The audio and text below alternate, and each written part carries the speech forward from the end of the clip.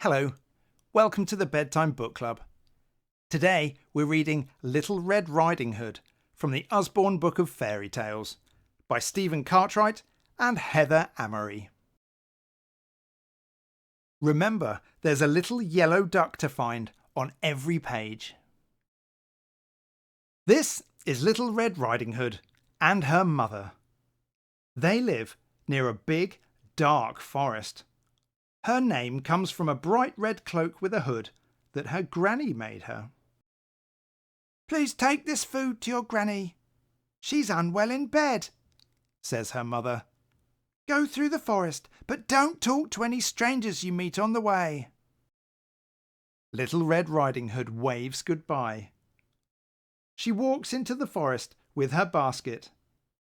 She doesn't see the big black wolf watching her from behind a tree. Suddenly, the wolf is on the path. "Where are you going?" he asks. "I'm taking this food to my granny," says Red Riding Hood, feeling very scared. The wolf smiles a horrible smile.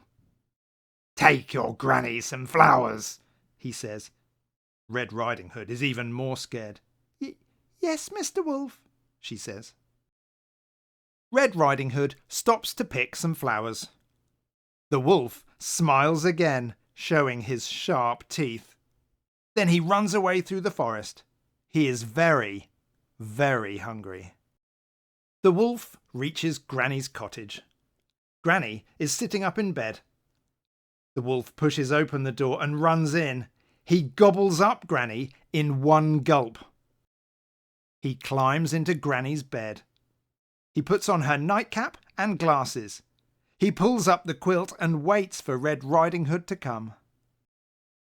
Red Riding Hood knocks on Granny's door.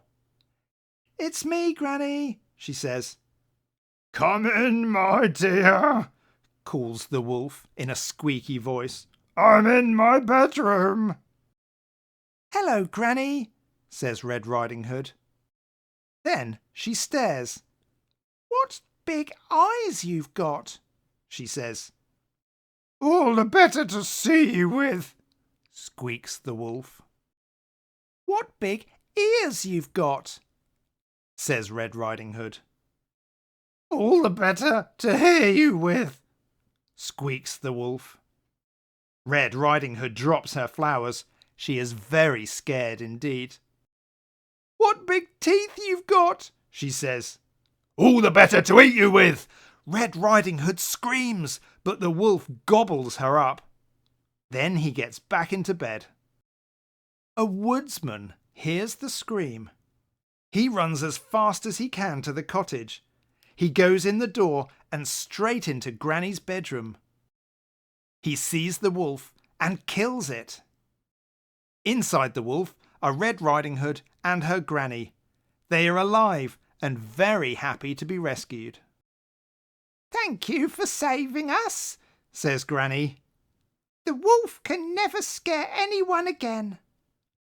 And they all sit down at the table to have cake and coffee. I hope you enjoyed listening to Little Red Riding Hood. Give this video a thumbs up and subscribe to listen to more great stories like this one. If you want to buy a copy of this book, there's an Amazon link in the description. And if you buy it and you love cake and coffee, you can read it as many times as you like. See you next time. Night night.